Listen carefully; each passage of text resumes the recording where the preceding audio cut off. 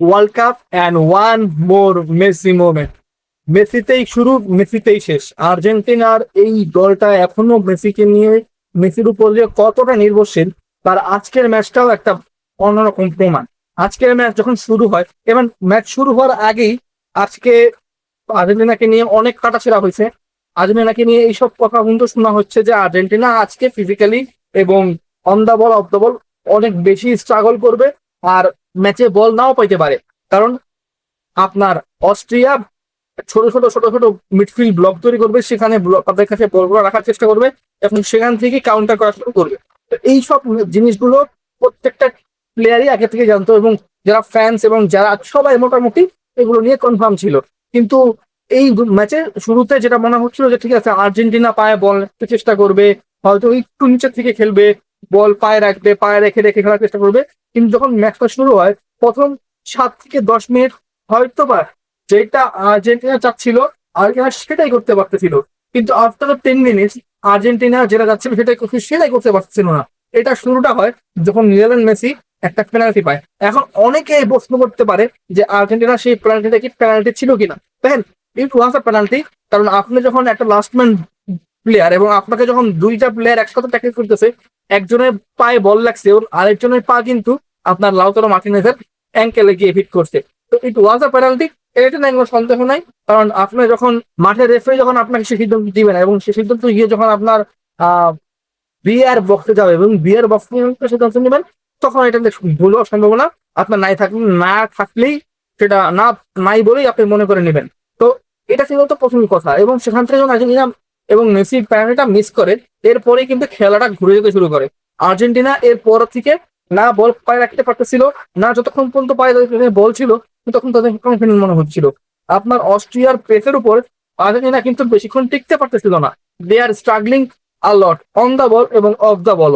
তারা একে তো বল পাচ্ছিল না, দুয়ে যখনই বল তাদের কাছে বল আসছিল, সেই বল তাদের পায়ে থাকছিল না। পায়ে যখন দেখেন একটা হেভি পাস হোক, তাদের কাছে তাদের থেকে সামলানো যাচ্ছিল না। যখন হাইড্রেশন ব্রেকটা হয়, হাইড্রেশন ব্রেক হওয়ার পরে কিছুটা ব্যালেন্স আসতে শুরু করে, কিন্তু তখনও কিন্তু সেই গোলের দেখাটা পাওয়া যাচ্ছিল না। এখন দেখেন, গোলের দেখাটাই সবচেয়ে ইম্পর্টেন্ট ছিল, যে গোলটা পাওয়া যাবে কতক্ষণ পাওয়া যাবে। হাইড্রেশন ব্রেকের ঠিক পরেই কিন্তু আর্জেন্টিনা গোলটা করেন। এবং দেখেন, এই দলে যে চেঞ্জেস গুলো হওয়ার কথা ছিল বা যেই চেঞ্জেস গুলো প্রবল চেঞ্জেস ছিল সেগুলোই হয়েছে। দেখেন, মলিনা কিন্তু রাইট ব্যাকে স্টার্ট করছে এবং ফাকুন্দো মাদিনা, এই প্লেয়ারটা গত ম্যাচে ওয়াজ প্লে ব্রিলিয়েন্ট। অনেকে হয়তো মনে হচ্ছিল যে যেহেতু ফার্স্ট ওয়ার্ল্ড কাপ, কিন্তু আলজেরিয়ার মতো কিছুটা কিছুটা দলের সাথে খেলার কারণে হয়তো প্লেয়ারটা ভালো করছে। এবং আবার একদল মনে করতেছিল যে হ্যাঁ, যেহেতু সে ভালো খেলছে এবং হয়তোবা তাগলিয়াফিকো একটা ইনজুরি সমস্যা চলতেছে, হয়তো সে 100% ফিট না, বা 100% ফিট থাকলেও ফাকুন্দো মাদিনা এই ম্যাচে স্টার্ট করার দাবিদার, কারণ গত ম্যাচ তার খুব ভালো গেছে। তো এইসব সম্ভাবনার মধ্যে দিয়ে ফাকুন্দো মাদিনা স্টার্ট করে এবং why they start over Tagliafico, সেটা কিন্তু আজকেও সে প্রমাণ করে। দেখেন, এই প্লেয়ারটা উপরে যতবার উঠছে, যতবার নামছে, ইট ওয়াজ আউটস্ট্যান্ডিং। যতবার সে উপরে উঠছে এবং নিচে নামছে, ওটা কিন্তু এই তার ওয়ার্কলোডটা মেসিকে এবং আর্জেন্টিনাকে তাদের পায়ে যতক্ষণ বল ছিল ততক্ষণ সাহায্য করতে। এবং সেখান থেকে কিন্তু দেখেন, মেসির কাছে সেই যে পাসটা আছে, সেটা কিন্তু ফাকিন্দো মদিনার ওই উপর নিচ থেকে এতটা উপরে আপনার অপোনেন্টের ডিবক্সের প্রায় ডিবক্সের আশেপাশে আছেন, ডিবক্সের বাইরে, ঠিক ডিবক্সের বাইরে আপনি সেই পাসটা মেসিকে দিচ্ছেন। এবং মেসি কথা যত বের করবেন, আপনি একই এই গোল, এই সেম গোল কিন্তু আপনি অনেকবার দেখছেন। আপনি যখন মেসি বার্সেলোনায় খেলতো, লা লিগায় খেলতো, তখন দেখছেন ঘুরে ঘুরে গোল দেখছেন, এই একই স্টাইলে আপনি গোল দেখছেন। এবং এমনকি লাস্ট ম্যাচেও কিন্তু একটা সিমিলার কাইন্ড অফ গোল কিন্তু মেসি করছিল। কিন্তু যতবার আপনি দেখবেন মনে হবে যে Messi something did that is nothing did in past. তো একটা প্লেয়ার আপনার এতটা ইনফ্লুয়েন্সিয়াল এবং এই পুরো দলটা ফাংশন করে অ্যারাউন্ড মেসি। অনেকে বলে যে হ্যাঁ, এখন আলভারেজ আসছে, এখন আপনার এনজো ম্যাকালিস্টাররা সামনের দিকে আসতেছে, তারা দায়িত্ব নিচ্ছে। কিন্তু দে আর ইনস্টিল বিলিভ যে এই দলের the man himself is Messi. এই এবং তার তার যে ইম্পর্টেন্সটা, সেটা সেকেন্ড গোলে আরো বেশি বোঝা যায়। দেখেন, ফার্স্ট সে একটা অ্যাটেম্প করছে, সেটা সরি ফার্স্টে আপনার আলভারেজ সেখান থেকে একটা মিস করে, এটা ওয়াজ আ 1-1 মিস। এটা খুব বাজে মিস ছিল। যদি ভিডিওটা না হইতো তাহলে হয়তো আমরা এটা নিয়ে অনেক সমালোচনা করতাম, যেটা ওয়ানজন আলভারেজ মিস করছে। এরপরে যখন আবার সেখান থেকে মেসির শুটটা নেয়, সেটা ব্লক হয়। কিন্তু মেসি দেখেন, হি নোজ যে সে জানে না যে সেখান থেকে সে বল রিচ করতে পারবে কিনা, but he goes for the ball and then he hits to the net. That shows যে মেসি, যে মেসি অনেকে বলে মেসি দৌড়ায় না, মেসির ওয়ার্কলোড নাই। মেসি আজকেও ডিফেন্সিভ ওয়ার্কলোড দেখিয়েছে এবং আজকেও সেই বাইলানের কাছ থেকে বল সে রিসিভ করে সেখান থেকে কাউন্টারে গেছে এবং সেটা কিন্তু সে অপোনেন্টের হাফেই, অপোনেন্টের একটা বল সেখান থেকে তাকে সেই প্লেয়ারকে ট্যাকেল দিয়ে তার থেকে বল উইন করে একটা কাউন্টার করার চেষ্টা করছে। মেসি স্টিল, মেসির যে ওয়ার্কলোড সেটা অনেক মেসির এইজের বা মেসির আশেপাশে যারা আছে বা মেসির ক্যাটাগরিতে যারা পড়ে তাদের থেকে কিন্তু পার বেটার। তো মেসির ওয়ার্কলোড নিয়ে এখনো কোনো ইম্পোজ করার কোনো সুযোগ নেই। তো একটা মানুষ যতটুকু দৌড়ানোর সেটা সম্পূর্ণটাই দৌড়ায়। এবং এই ম্যাচের আপনি যদি প্র্যাকটিক্যালি কথা বলেন যে আজকে আর্জেন্টিনা কোথায় বেশি সাফার করছে, আজকে আর্জেন্টিনা বেশি সাফার করছে বল কন্ট্রোলিং এ। আজকে মিডফিল্ডেও আজকে অনেক বেশি সাফার করতে হয়েছে, কারণ যেটা পুরো ম্যাচে একটাই সিনারিও ছিল, পুরো ম্যাচে বলটা ছিল অলমোস্ট অস্ট্রিয়ার পায়ে। তারা almost full of the time তারা বল পায়ে রাখছে এবং এই জিনিসটা আর্জেন্টিনাকে শুধরাইতে হবে। কারণ আর্জেন্টিনা যদি পার হেড যেতে চায় তাহলে এইভাবে কিন্তু যেতে পারবে না।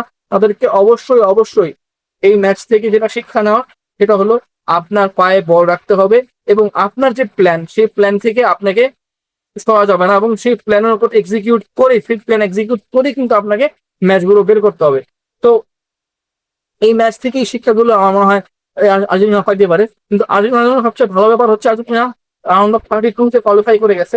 এখন যেহেতু সে কোনোভাবেই আর্জেন্টিনা টপ স্পটটা ছাড়বে না বা তাদের ছোড়ার কোনো সম্ভাবনা নাই, সেহেতু জর্ডানের ম্যাচে আমার মনে হয় পুরো এলিভেনটাই চেঞ্জ করে দেওয়া উচিত।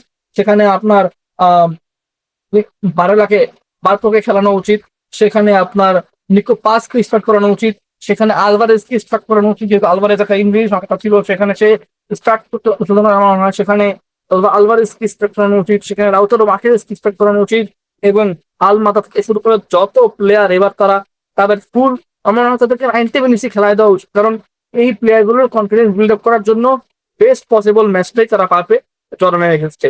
তো তাদেরকে টেস্ট আউট এবং তাদের সেই কনফিডেন্স বিল্ড আপের জন্য আমার মনে হয় এই জর্ডানের এগেনস্টে আর্জেন্টিনার ফুল স্কাউট স্পটটা রোটেট করে নতুন একটা স্কোয়াডে ম্যাচটা শুরু করানো উচিত।